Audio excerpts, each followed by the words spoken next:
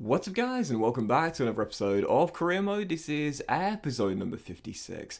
And we're starting today's episode obviously in Gutierrez, who went down in that big win against Manchester City. Thankfully just bruised his shoulder and he's only going to be out for 5 days. So delighted to know he'll be okay for the final couple of games because, well, whilst Champions League football is secured, his golden boot is not. Yes, 3 games to go in the season, and right now he's just behind Sadio Mane, who leads the way right now in the race for the golden boot. So whilst he missed the first game of the final 3, funnily enough, coincidentally away at Anfield against Sadio Mane's Liverpool, he'll be back on time for the final 2 as he looks to close out what would be a memorable season by winning the Golden Boot alongside us qualifying for the Champions League and winning the EFL Cup as well.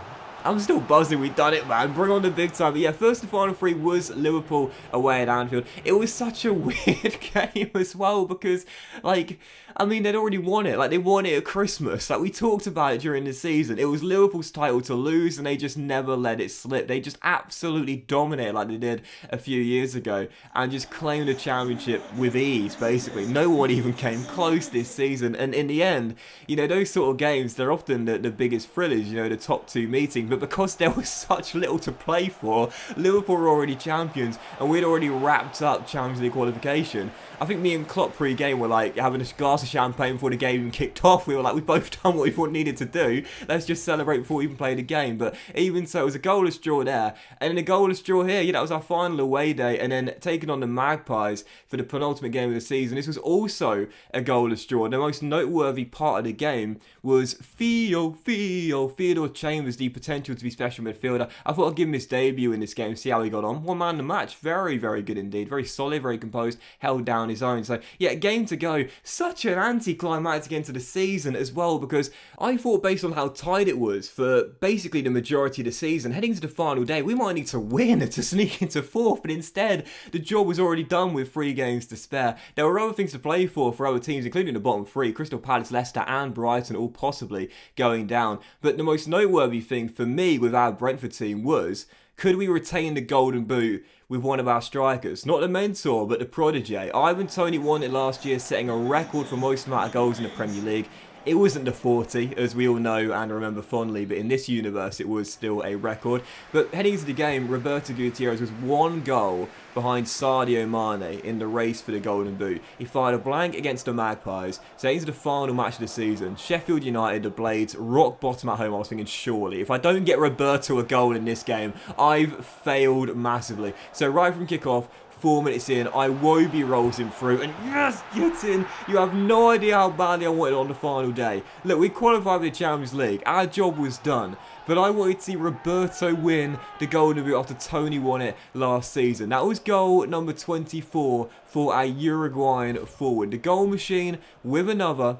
I said last season he was sort of overshadowed by Ivan Toney's record-breaking season, yet he still had a great campaign. But this year, I said the baton would be passed from Toney to Gutierrez. So 41 minutes in, oh, it would have been poetic. How did I miss? Toney rolled him through and said, Roberto, it's your time.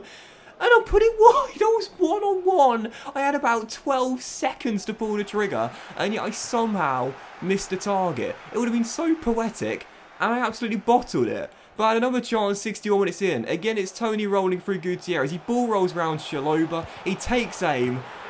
And honestly, this is just FIFA 22 in a nutshell. I missed one of the easiest chances I've had in the entire series.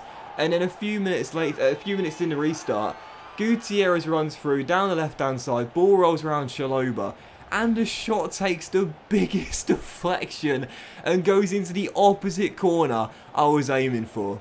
And it's Roberto's goal. He claims it. It was on target, therefore he claims it. Brentford 2, the Blades 0, and Roberto bags his brace. So at the moment, we would think if Mane hadn't scored, then he would be leading the race for the Golden Boot. And 71 minutes in, I was trying to get him another. It was just hard to get him in the right areas, really. But we saw Tariq Lamptey cut back to De Silva. And this is when you know it's party time. This goal made it 3-0 here.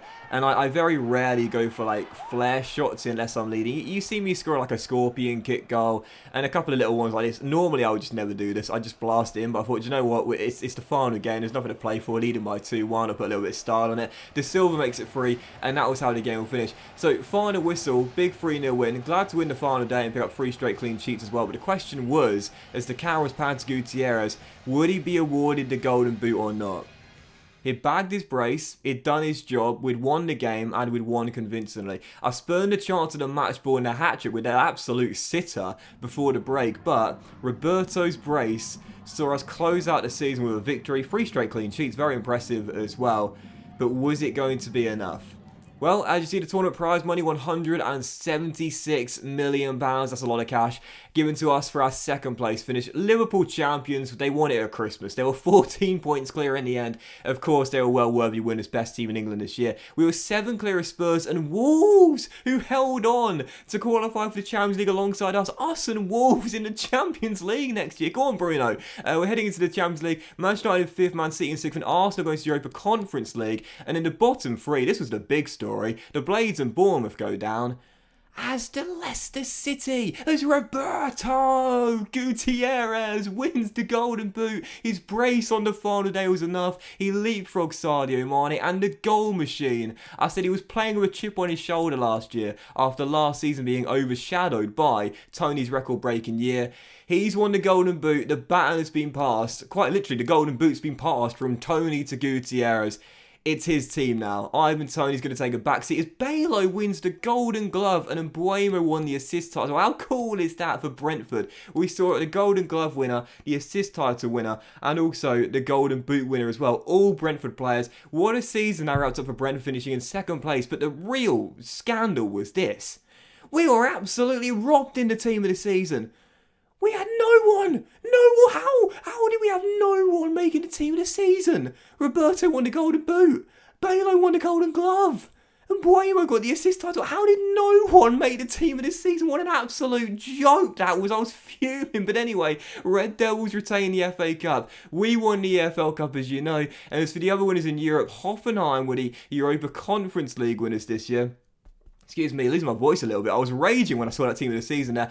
Europa League was won by Fiorentina. Kind of pleased to see that as well. Fiorentina beat Nice in the finals. Barcelona and PSG were both knocked out. They were probably the fairest to win it when the semi-finals were drawn. But Fiorentina won it, so I guess it wasn't too mad going out to them in the quarter-finals being beaten by the best team. So Fiorentina, Europa League winners. And as for the Champions League, now this was really bittersweet.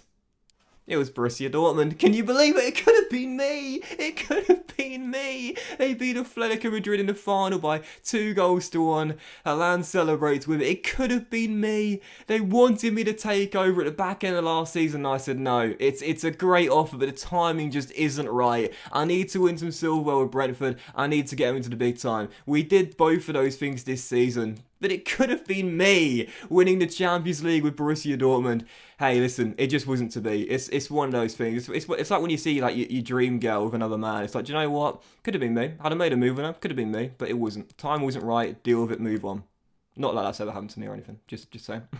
Anyway, but yeah, what I want to go back to is Leicester getting relegated from the Premier League. Absolute madness. Obviously, not too many years ago.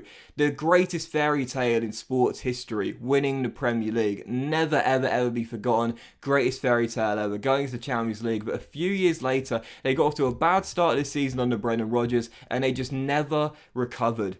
Really, really wild. I did not expect to see that at all. Leicester normally in my career most do quite well, but instead this year relegated to the 2nd tier. I'm pretty sure they'll be straight back up for season 6, no doubt about that. I'm sure they'll win the championship next year. However, they're going down, and I've got to say, like when Brighton went down a couple of years ago and we snapped up Tariq Lamptey, I'm going to be looking at Leicester's squad in the summer and saying, okay, how many of your stars are still here?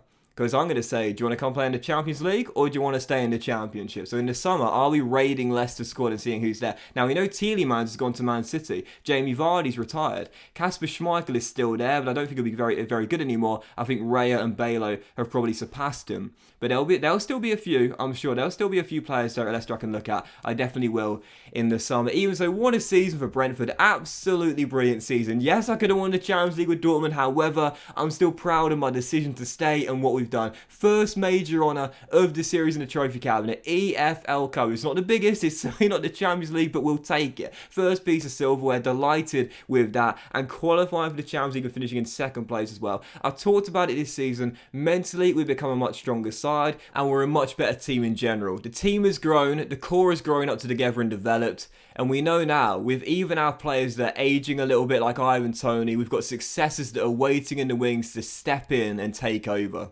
Like Roberto, Gutierrez, up by 2 ratings to 86 overall. This is just such a better Brentford side than one we took over back in Season 1. We've made fantastic progression in Season 4. I really feel in the last 2 seasons in particular, we've kicked on a lot. And when you look at our team heading in to Season 5, our first year in the big time, the question is, what do we do in the summer? I predict we'll have a big budget. I'm thinking around £60 million as our reward for qualifying for the big time. The question is, where do we look to improve? What players do we look to buy? What positions do we look to strengthen? Let me know in the comment section down below what you guys think we should be doing. Or do we just keep the Brentford core together and continue to develop?